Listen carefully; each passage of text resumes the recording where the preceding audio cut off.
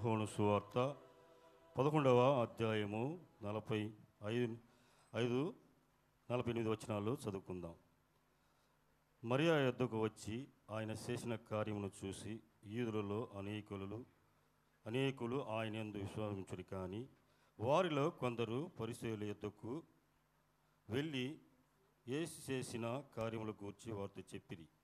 కాబట్టి ప్రధాన యాజకులు పరిసయ్యులను మహాసభను సమకూర్చి, మనమేమి చేయుచున్నాము? ఈ మనుషుడు అనేకమైన సూచకార్యాలు చేయుచున్నాడే. మనం ఆయనను ఇలాగూ చూచుచు ఊరుకుండిన ఎడల అందరూ ఆయన యందు విశ్వసించెదరు. అప్పుడు రోమీలు వచ్చి మన స్థలమును మన జనమును ఆక్రమించుకుందురని చెప్పిరి. దేవుడి పరిశుద్ధ వాక్యాన్ని దీవించును. పరిశుద్ధుడా, నమ్మకమైన మా ప్రభువా, కృప కలిగిన మా తండ్రి, ఈ పునరుద్ధాన దినమున, ఈ పరిశుద్ధ దినమున నీ మాటలు మేము ధ్యానిస్తున్నాం. నీ మాటలు మేము ధ్యానించబోతుంటుండగా యోహాను సువార్త 11వ అధ్యాయం 45 నుండి 48 వరకు మీరు దాచిపెట్టిన వర్తమానం మేము వినబోతున్నాం. ఆ మాటలు మా జీవితాల్లో, మా వినికిడిలో మీరు ఆశీర్వదింపజేసి మహిమ పొందండి. యేసు నామమున అడుగుచున్నాం తండ్రి, ఆమేన్. దేవుని జనాంగమా, స్తోత్రాలు. దేవుని జనాంగమా, ప్రభువుకి స్తోత్రం. ఇక్కడ వాక్యంలో యేసు ప్రభు లాజర్ని సమాధి నుండి లేపాడు. లేపిన తరువాత జరిగిన సంఘటనలు మనం ఇక్కడ ధ్యానం చేయబోతున్నాం. ఈ లేఖన భాగంలో మనం ధ్యానించబోతున్న విషయాలకు ముందుగా ఒక విషయం మనం అర్థం చేసుకోవాలి. కొరింథీయులకు రాసిన మొదటి పత్రికలో ప్రియులారా 2వ అధ్యాయం 11వ వచనంలో దేవుని సంగతులు దేవుని ఆత్మకే కానీ మరి అవనికి తెలియదు. యేసుక్రీస్తు మనస్సు మనము ఎరిగిన వారమై ఉండాలి. ఆయన మనస్సులో వేదన ఒకటి ఉందంట. మనందరి మనస్సులో వేదన ఉన్నట్టే సృష్టికర్త అయిన యేసు ప్రభు మనసులో కూడా వేదన ఉందంట. ఆయన మనస్సులో ఉండే వేదన ఏంటి? కనుక దేవుని జనాంగమా, మనము ప్రార్థిస్తున్నాం, గుడికి వస్తున్నాం, ఆరాధిస్తున్నాం, లేదా తింటున్నాం, తాగుతున్నాం, దేవుని బిడ్డలుగా ఉంటున్నాం. అది కాదు. ఆయన మనస్సు నెరిగి నడుచుకోవడమే ఆశీర్వాదం. దావీదుని గురించి ఏమన్నాడమ్మా? నా హృదయానుసారుడు. అపోస్తుల కార్యంలో ఆ మాట చూస్తున్నా. ఏమన్నాడు చూడండమ్మా. నా దావీదుని గురించి అపోస్తుల మరియు యెషయా కుమారుడైన దావీదును కనుగొంటిని. అబ్బా, నా ఇష్టానుసారుడు. కనుక దేవుని జనాంగమా, ఆయన దేవుడి మనసును, దేవుడి ఉద్దేశాలన్నీ నెరవేర్చేవాడు. చూడండి, మొదటి సమూయేలు గ్రంథంలో కూడా ఆ మాట చూస్తున్నాం. దావీదుని గురించి రాయబడిన మాట మొదటి సమూయేలు గ్రంథంలో కూడా నీ రాజ్యమును నీ యొద్ద నుండి తీసివేసి తన చిత్తానుసారమైన 13-14లో ఆ మాట చూస్తున్నాం. తన చిత్తానుసారమైన మనసు. అలాగే అపోస్తుల కార్యం 13వ అధ్యాయంలో 36వ వచనంలో కూడా చూస్తున్నాం అనుకో. కనుక తన వారికి సేవ చేసి, దేవుని జనాంగమా, దేవుని మనసు, దేవుని సంకల్పం ఎరిగినవాడు దావీదు. అపోస్తుల కార్యం 13:22లో కూడా మాట చూస్తున్నాం. అదే మీరు ఇప్పుడు చదివినారు. నా ఇష్టానుసారుడైన నా ఉద్దేశములన్నీ అది అంచేత ఆయన ఏమనుకుంటున్నాడా అన్నది మనం ఆలోచించాలి. ఇప్పుడు యేసు ప్రభు మనస్సును మనం జాగ్రత్తగా చూద్దాం. దేవుని సంగతులు దేవుని ఆత్మకే కానీ మరి ఎవరికి తెలియవు. అందుకే 1 కొరింథీ 2:16 ప్రభువు మనస్సును ఎరిగిన వారై. ఎవరు మనస్సు ఎరగాలంట? కనుక మీరు నేను చెప్పిన తర్వాత చదవబాకండి, ముందే చదవండి.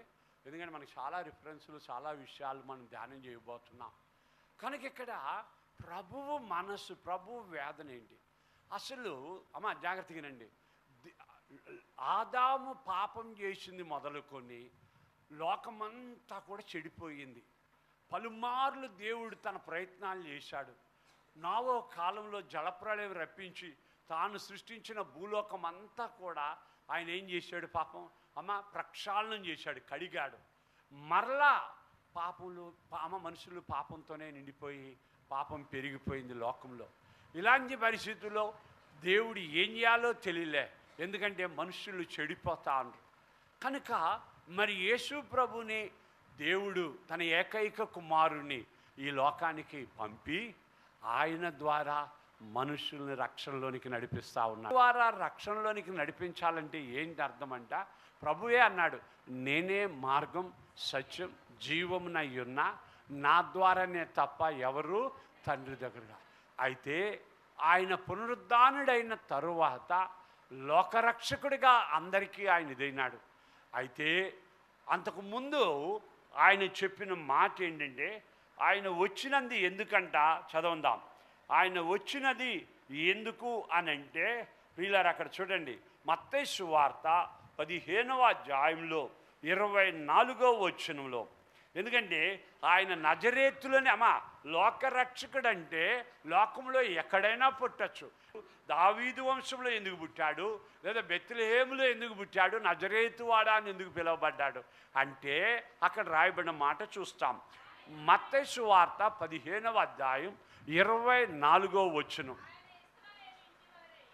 ఇశ్రాయేలు ఇంటి వారై నశించిన గొర్రెల యొద్దకే కానీ, అంటే ఎందుకు వచ్చాడు ఆయన, ఎవరి కోసం వచ్చాడో చాలా స్పష్టంగా హి was very clear, he was very particular. నేను వచ్చింది ఇశ్రాయేలు ఇంటి వారి కొరకే. ఈ మాట మత్తయి సువార్త 10:6 కూడా చూస్తున్నాం. ఇశ్రాయేలు వంశములోని. సో ఇక్కడ క్లియర్ ఏంటంటే ఎవరి కోసం దేవుడు ఫస్ట్ పంపబడ్డాడు చెప్పండి అమ్మా? ఇశ్రాయేల్. అయితే ఎవరి కోసమైతే పాపం నరావతారం ఎత్తి యేసు ప్రభు వచ్చాడో వాళ్ళే అంగీకరించలే. ఎలాగుంటుంది మీరు చెప్పండి? యోహాను సువార్త 1:11 ఆ మాట, ఆయన తన స్వకీయుల యొద్దకు వచ్చెను, ఆయన స్వకీయులు ఆయనను అంగీకరించలేదు. పాపం ఎవరి కోసమైతే ఆయన వచ్చాడో జాగ్రత్తగా వినండి అమ్మా. ఇప్పుడు అమ్మని చూడాలనో నాన్నని చూడాలనో మీరు అంత దూరం వెళ్తే వాళ్ళు నీతో పలకపోతే, వాళ్ళు నీతో మాట్లాడకపోతే మీకు ఎలాగుంటుంది? ఇశ్రాయేలు ఇంటి వారి రక్షణ కొరకు యేసు ప్రభు వస్తే వాళ్ళే ఆయన ఏం చేయలేదంట, అంగీకరించలే. ప్రభు చాలా బాధపడుతున్నాడు.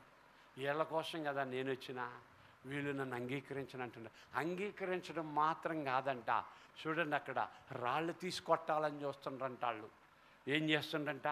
రాళ్లతో కొట్టాలని 11:8 యోహాను సువార్త 11:8 అమ్మా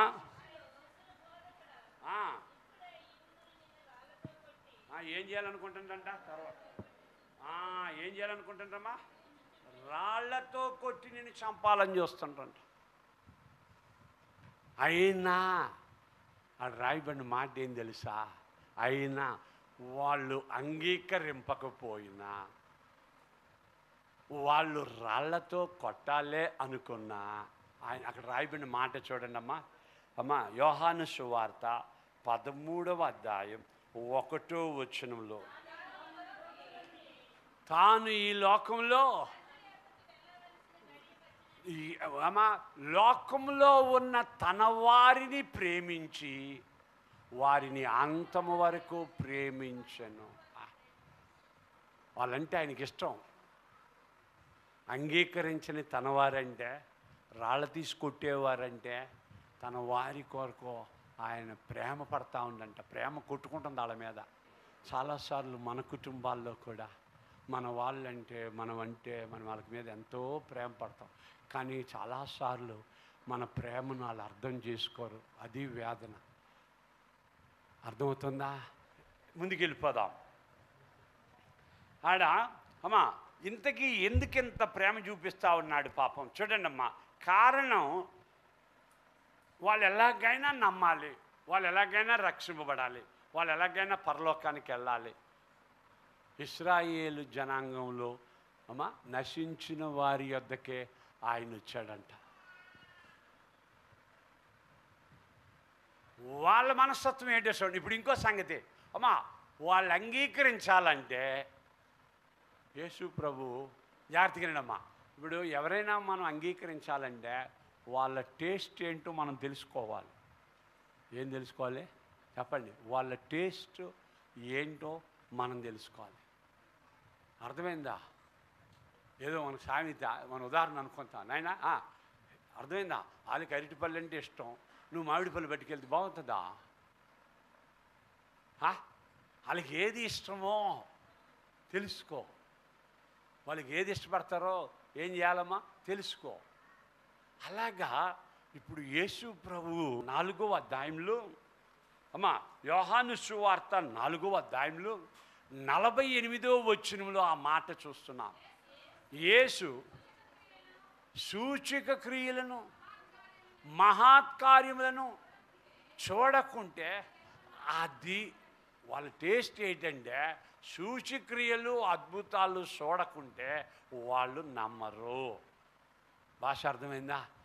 మీరు కూర్చోండి, రోజుల తరబడి వర్తమానాలు చెప్తానంటే వాళ్ళు నమ్మరు.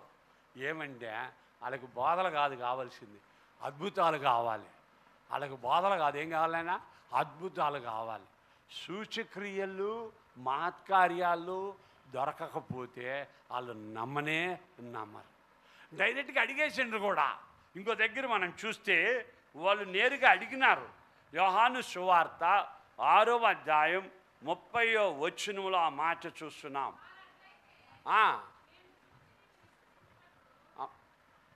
అమ్మా నిన్ను విశ్వసించుటకు నీవు ఏ సూచక క్రియ చేయుచున్నావు, ఏమి జరిగించుచున్నావు? డైరెక్ట్గా అడిగిన వాళ్ళు. Glory to God. వాళ్ళు ఏమంటే నిన్ను నమ్మాలన్నావు, నువ్వు దేవుడి దగ్గర తండ్రి దగ్గర నుండి వచ్చినానన్నావు, నిన్ను నమ్మడానికి ఏమి సూచక్రియ చేయాలి? అమ్మా జాగ్రత్తగా వినండి అమ్మా. అమ్మ నీళ్ళను ద్రాక్షారసంగా మార్చిన అది సూచక్రియ కాదా? 5 రొట్టెలు 2 చేపలు 5,000 మందికి పంచారు, అది సూచక్రియ కాదా? అబ్బే అవన్నీ కూడా వాళ్ళని కదిలించలే. Glory to God. అప్పుడు వీళ్ళు ఎలా పట్టుకోవాలి? అమ్మ జాగ్రత్తగా అమ్మా. అందుకే ఎదుట వాళ్ళను దేవుడి దగ్గరికి నడిపించడం అంత సులభంగా, పాపం వాళ్ళని ఎన్నో సముద్రాలు దాటి అమ్మా ఒక వ్యక్తిని దేవుడి దగ్గర నడిపిస్తే నీ మూర్ఖత్వం వల్ల వాళ్ళని గుడికే రాకుండా చేస్తే నిన్ను దేవుడు కూడా క్షమించడు. అంటేసి వాళ్ళకి నచ్చజెప్పి వాళ్ళకి మాట్లాడి వాళ్ళకి సువార్త చెప్పి, లేదా ఆదివారం ఆరాధనలో గృహకూడికల్లో వర్తమానాల ద్వారా వాళ్ళు రండమ్మా గుడికి రండి, ప్రార్థనకి రండి, దేవుడికి దగ్గర రండి అని చెప్పగా వస్తే నువ్వు అమ్మ తప్పుడు మాట్లాడి తప్పుడు బాధలు చేసి ఇది చేస్తే నీ మెడకి తిరుగుట్రాయి కట్టి నిన్ను సముద్రంలో వేసేస్తాడంట దేవుడు. యేసు ప్రభు ఎంత బాధపడుతున్నాడో చూడండి. వీళ్ళని ఎలా నడిపించాలి, వీళ్ళని ఎట్టా రక్షించాలి, వీళ్ళని ఎట్టా పట్టుకోవాలి. Glory to God. మనం సండే స్కూల్ పిల్లలకి సండే ఏమేమో చేస్తున్నాం, యూత్ కోసం ఏమేమో చేస్తున్నాం. స్త్రీల సమాజంలో పాపం వాళ్ళని నడిపించడానికి ఏమేమో చేస్తున్నా. ఎవరిని పోగొట్టుకోకూడదని, ఎవరిని మనం మందిరాల్లో నడిపించాలని మనం ప్రయాసపడుతుంటే అసాల్ట్గా నీ తప్పుడు బాధలతోనో నీ లోకస్థమైన మాటలతోనో వాళ్ళని దూరం చేస్తే దేవుడికి ఎంత కోపం వస్తుందో తెలుసా? యేసు ప్రభు అల్లాడిపోతా ఉన్నాడు పాపం. ఇప్పుడు యూదుల్ని పట్టుకోవాలి, ఇప్పుడు తన వారిని నడిపించాలి, వాళ్ళకి అద్భుతాలు కావాలి. పాపం చేస్తున్న అద్భుతాలు ఏమీ కూడా వాళ్ళకి ఏమవటం లేదమ్మా. ఇప్పుడు ఏదో అన్నట్టు వ్యాధి వచ్చింది, నీ వ్యాధికి ఏ మాత్ర వేస్తున్నా తగ్గటంలే, ఏ మాత్ర వేస్తున్నా తగ్గటంలే. అప్పుడు ఏ మాత్ర వేస్తే కరెక్ట్గా తగ్గుతుందో దేవుడు ఆలోచిస్తున్నాడు. అమ్మా నీ దగ్గు తగ్గటంలే, నీ జలుబు తగ్గటంలే, నీ జ్వరం తగ్గటంలే, ఏ మాత్ర వేస్తున్నా తగ్గటంలే. అప్పుడు ఏది వేస్తే కరెక్ట్గా ఉంటుంది? యేసయ్య మనసు అర్థం చేసుకోండి ప్రియులారా, ఆయన వేదన అర్థం చేసుకోండి. ఎట్టాగా నా ప్రజలను పట్టుకోవాలి, ఎట్టాగా నా జనుల్ని నడిపించాలి. నేను వచ్చినాను, ఎక్కడి నుండి వచ్చినాడమ్మా పాపం చెప్పడమ్మా? ఎక్కడి నుండి వచ్చినాడైనా? పరలోకం నుండి వచ్చాడు. దేవునితో సమానముగా ఉండితే ఎంచకూడని భాగ్యం అనుకోలేదు, కానీ పరలోకముని విడిచి దాసుని స్వరూపం ధరించుకొని మనుష్యుని పోలికగా పుట్టి మరణమగనంతగా తగ్గించుకున్నాడు. ఆయన విధేయుడైనాడు పాపం. ఎవరి కోసం చెప్పండి అమ్మా? ఎవరి కోసం? వచ్చి పని అవలే అమ్మా. మీకు ఫ్లైట్ టికెట్ ఇచ్చి, అమ్మ మీకు ఫ్లైట్ టికెట్ ఇచ్చి, మీకు 50,000 ఇచ్చి పలానా దగ్గరికి వెళ్ళు, పలానా పని చెయ్యి అంటే నువ్వు పని అవ్వకపోతే ఎలాగుంటుంది మీకు? చెప్పండి అమ్మ, పని అవ్వకపోతే ఎలాగుంటుంది? యేసు ప్రభుకి ఏం అర్థం కావట్లే. నేను భూమి మీదకి వచ్చినా అమ్మా నాకు టైం తక్కువగా ఉంది, వీళ్ళ చూస్తే మారనంటున్నారే, ఏనైనా టెన్షన్ అయిపోతాను. ఇలాంటి పరిస్థితుల్లో కరెక్ట్గా లాజరుకి జ్వరం వచ్చిందంట.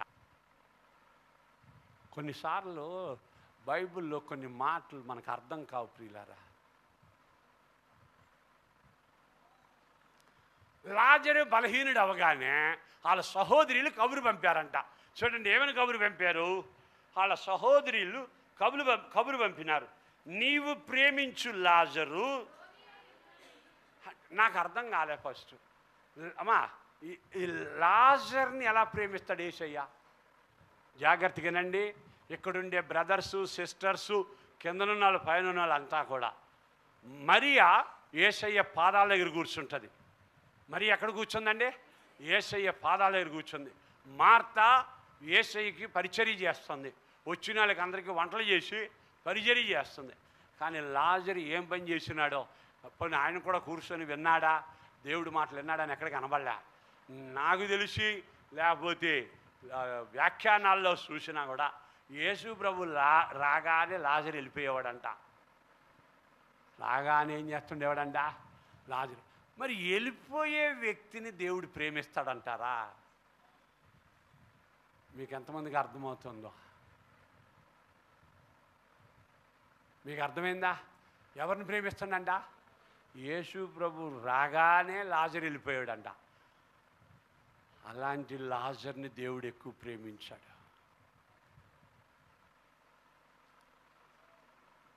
మీరు ఒక విషయం అర్థం చేసుకోండి. ఏంటయ్య గారు, గుళ్ళో కూర్చొని ఆరాధనకు వచ్చిన మాకన్నా మందిరానికి రాని మా బంధువులు, లేకపోతే మా తోడబుట్టులో, మా భర్తలో, మా కొడుకుల్లో వాళ్ళని ఎక్కువ ప్రేమిస్తాడా అంటే అవునంటుండు దేవుడు. ఎందుకంటే ఇందులో 2 అర్థాలు ఉన్నాయి. 99 మంది నీతిమంతుల కన్నా తప్పిపోయిన ఒక్క గొర్రె మీదే దేవుడి మనసంతా. ఇవాళ ఆరాధనకు వచ్చిన మీ అందరికన్నా ఆరాధనకి రాని మీ కొడుకులు, మీ భర్తలు, మీ కుటుంబాల గురించి దేవుడికి ప్రేమ ఎక్కువ. అక్కర కలిగి ఉన్నాడు ఆయన. అర్థమైందా? ఇంకో సంగతి, ఇప్పుడు లాజరుకి జ్వరం వచ్చిందండి, ఒంట్లో బాలే. యేసు ప్రభు వెంటనే వెళ్ళిపోవచ్చు కదా. అతడికి ఒంట్లో బాగులేదని తెలిసి కొద్ది రోజులు ఆగాడంట. అర్థమైందా? మీరు చూడండి నాయన, మన నుండి దేవుడు ఏమి ఎదురు చూస్తున్నాడో మీరు అర్థం చేసుకోండి.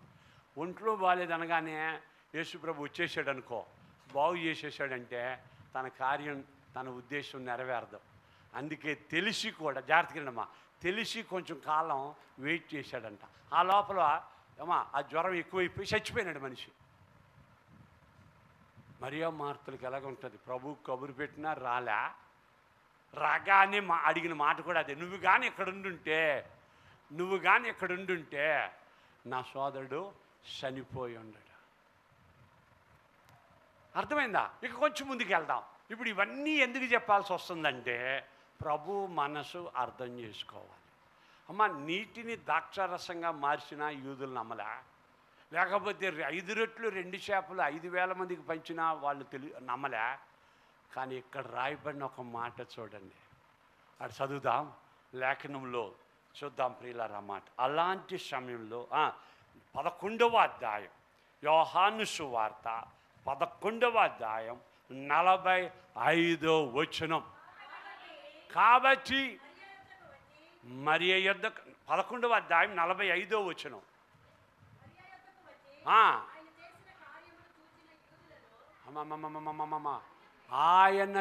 ఆయన చేసిన కార్యమును చూచిన యూదులలో అనేకులు అబ్బా వలేశాడు, వాళ్ళలో చేపలు ఎక్కువ పడ్డాయి. అన్ని యూదుల చేపలే చూశాడు. ఇది ఆయన మనసు. నీ ఇంట్లో ఒక శుభకార్యం చేయడం, లేకపోతే ఇక్కడ ఎంతమంది ప్రార్థిస్తున్నారో, అమ్మ జాగ్రత్తగానండి, ఒంట్లో బాగాలేదని ప్రార్థిస్తున్నారా, ఉద్యోగం కోసం ప్రార్థిస్తున్నారా, బిడ్డల కోసం ప్రార్థిస్తున్నారా, అప్పుల కోసం ప్రార్థిస్తున్నారా, కానీ నీ బాధ తీరుస్తాడు. అమ్మ జాగ్రత్తగానండి, నీ బాధ తీరుస్తాడు, నీ వేదన తీరుస్తాడు. కానీ ఆయన చేయబోయే అద్భుతం ద్వారా, ఆయన చేయబోయే ఆశ్చర్య కార్యం ద్వారా ఎంతమంది ఆయన నమ్ముకోబోతున్నారు అన్నదే ముఖ్యం. నువ్వు ఎంతోమంది పాపం సీక్రెట్గా పెట్టేస్తున్నారు. ఎంత గొప్ప ఇది! ఎంతమంది రిటైర్ అయిపోతే సీక్రెట్గా రిటైర్ అయిపోతున్నారు. ఎంతమంది దేవుడి కార్యాలు చేస్తుంటే సీక్రెట్గా ఇది అయిపోతున్నారు. దేవుడికి దుఃఖం వస్తుంది ప్రియులారా. వీళ్ళు కానీ మీ బంధువుల్లో ఎంతమంది అన్యులు ఉన్నారు, వాళ్ళందరూ యేసే దేవుడని తెలుసుకోవద్దా? సమయం. అందుకే లాజర్ అంటే యేసు ప్రభుకి ప్రేమ.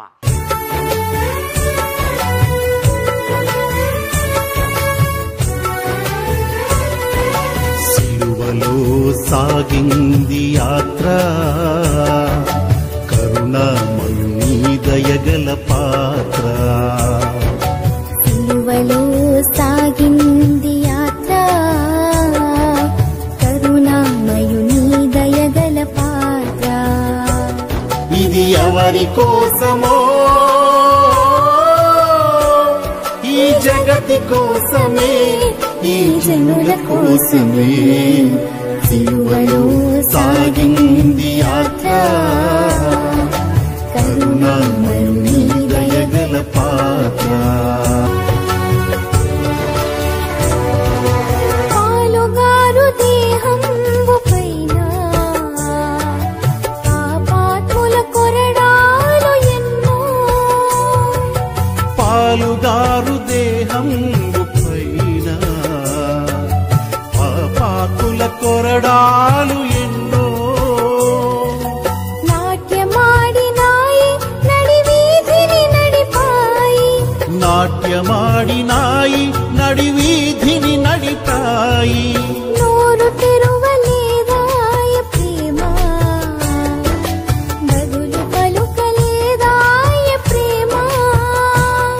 ఇది ఎవరి కోసమో, ఈ జగతి కోసమే, ఈ జనుల కోసమే. సిలువలో సాగింది యాత్ర, కరుణామయుని దయగల పాత్ర.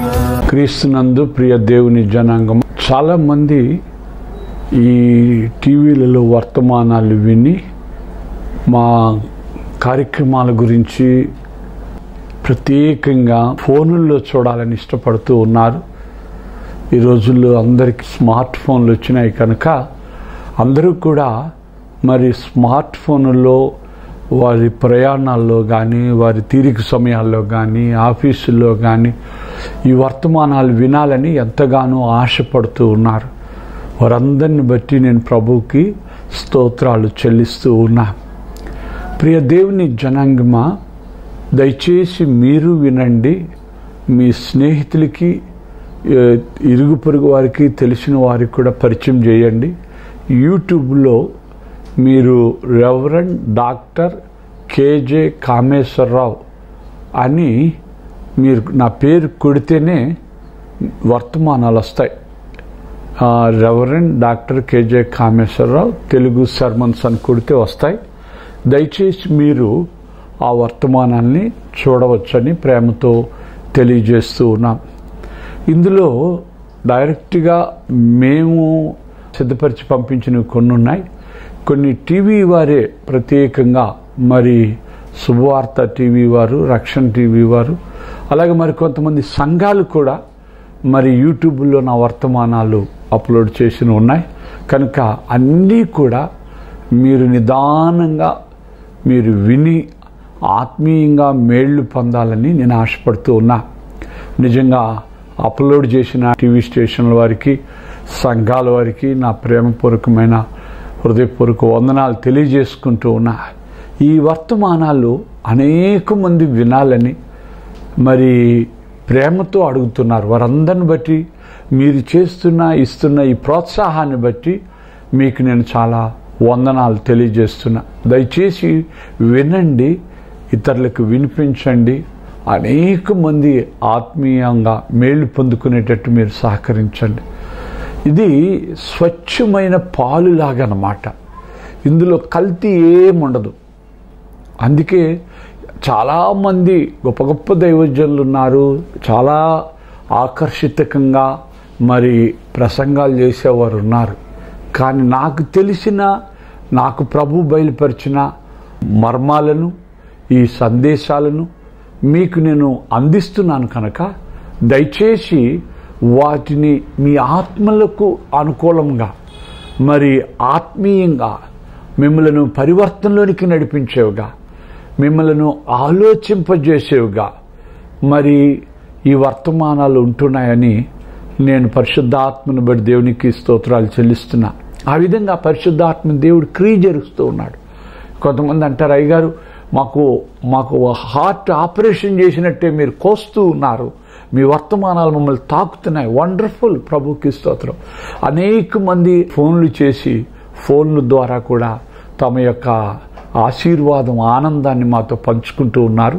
వారందరిని బట్టి నేను ఆత్మదేవుడికి ఎంతగానో స్తోత్రాలు చెల్లిస్తూ ఉన్నా. ఈ ఆఖరి దినాలలో, అంత్య దినాలలో ప్రియులారా, చాలా మంది ఈ స్వచ్ఛమైన పాలు తాగే అంత ఎదుగుదలలోనికి రావాలని నేను ఆశపడుతూ ఉన్నా. ఎందుకంటే బైబిల్ బోధిస్తూ ఉంది, స్వచ్ఛమైన పాలు తాగడం లేదా శ్రేష్టమైన భోజనం తినడం ఎదుగుదలకి గుర్తు అన్నమాట. అలాగా అనేక మంది ఎదుగుదలకి వచ్చేలాగున దేవాది దేవుడు దయ చూపించలాగున నేను ప్రార్థిస్తున్నా. దయచేసి ఈ మా పరిచర్య కొరకు కూడా మీరు భారంతో ప్రార్థించండి. భారభరితంగా నెల 30 దినాలు కూడా టీవీల్లో వర్తమానాలు వినిపింపజేస్తూ ఉన్నాం. కనుక మీరు దయచేసి వినండి. దేవుడు దీవించునుగాక. ఆమేన్. ఆనందమే పరమానందమే యేసయ్య సన్నిధిలో, ఆనందమే పరమానందమే యేసయ్య సముఖములో.